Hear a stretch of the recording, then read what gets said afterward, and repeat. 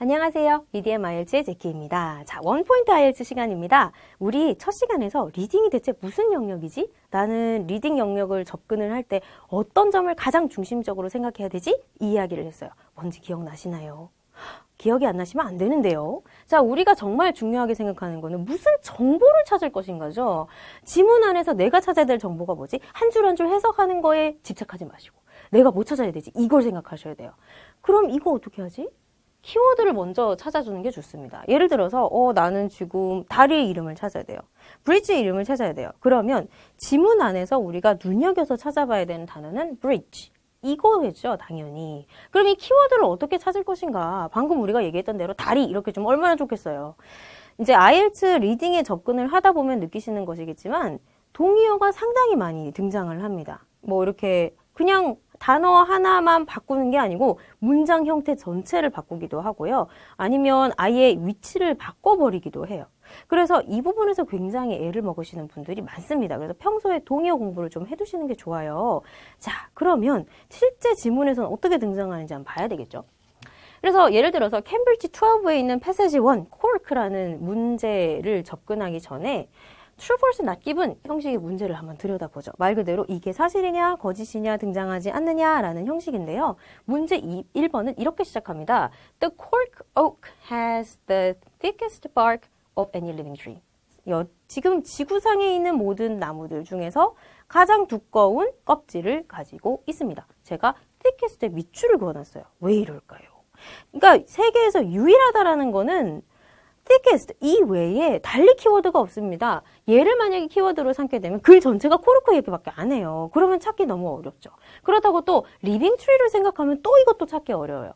눈치채셨나요? 그러니까 최상급 the only one 세상에서 하나밖에 없는 거 고유 명사들 이런 것들이 일종의 키워드로서 작용을 하게 됩니다. 그러면 가장 두껍다라는 얘기가 등장하는지 한번 봐야겠죠. 중요한 건 그거죠. 그래서 열심히 처음에 이렇게 보니까 thick이라는 단어가 보여요. 그래서 thick bark of the cork oak tree의 두꺼운 껍질은 is a remarkable material. 굉장히 훌륭한 재료입니다. 그런가 봐요. 근데 얘가 뭐 tough하고 두껍고 뭐 굉장히 이렇게 단단하고요. 엘라스틱도 유연하기도 하고 질기고 유연하고 buoyant하게 되면 물에 뜬다입니다. 여러분 우리 포도주 같은 거 마실 때 그 위에 있는 그 막에 있죠? 그거 생각하시면 돼요. 물에 뜨기도 하고요. Fire resistance, 불에도 저항력이 있고요. And suitable for wide range of purposes. 다양한 목적을 위해서 쓰이기도 합니다. 근데 지금까지 읽어봤는데 두껍다는 얘기가 없어요. 그래서 이제 우리는 눈으로 한번 훑어보겠습니다. 디키스트 있나? 없네요. 자, 이 경우에 false라고 쓰면 틀립니다. false는 이미 정보가 주어져 있는데 정보가 거짓인 경우를 의미해요. 예를 들면 thickest라고 이렇게 써놨는데 본문 안에서는 thickest가 아니고 예를 들면 lightest라든가 아니면 thinnest라고 등장하는 경우라면 얘는 false가 돼요.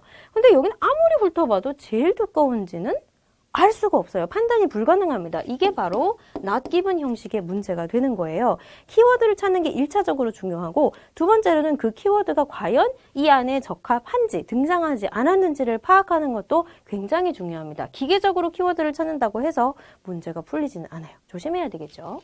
자, 또 한번 봅시다. 여기서 우리가 중점적으로 봐야 되는 거 1차적으로 고유명사라고 눈에 들어오는 건 바로 scientist죠. 과학자네. 그럼 이제 과학자 찾아야겠네. 그러고 보니까 cork는 cork인데 synthetic이라는 어휘가 등장할 거예요. 이거 동의어 알아두는 게 좋겠죠. 얘는 artificial이라는 어휘랑 동일합니다. 그러니까 사람이 만들었다는 뜻이에요. 인공적으로 만드는 의미입니다. 그렇고 the same cellular structure 같은 세포적인 구조를 가지고 있어요. 그러면 같은 the same 아까 봤던 대로 thickest처럼 동의어로 사용될 수 있는 또 다른 형식의 어휘가 되죠. 똑같은 거 한번 찾아볼까요? 그러면 사람이 만든다는 얘기가 있어야 될 것 같은데요. 앞에서 아무리 훑어봐도 사람이 만든다는 얘기는 없고 얘가 얼마나 참 굉장한 나무인가에 대한 설명만 쭉쭉쭉 있습니다. 낫기분인가? 낫기분이라고 생각하기도 쉬운데요. 여기서 잘 보세요. 자, 여기서는 뭐 forest fire 어쩌고저쩌고 이렇게 쭉 나가다가요. cellular structure라는 어휘가 보입니다. 키워드 보였네요. 이것도 yes 해야 될까요? true 해야 될까요? 근데 잘 보면 이거는 그냥 코르크 그 자체의 세포, 조직 이 자체에 대해서만 이야기를 하고 있지 이게 사람이 만들었다는 언급은 없습니다. 그래서 키워드에 엉켜서 이렇게 체크하면 안 되겠죠. 그러고 보니까 여기서 잘 보면 테크놀로지, 기술이 한 번도 성공한 적이 없어요. 이걸 복사하는데 그러면 기술이 복사하는 게 불가능했다면 사람이 만들 수가 없었다는 뜻이죠. 그러면 그렇네. 이건 not given이 아니라 false가 되는 이유는 그래서죠.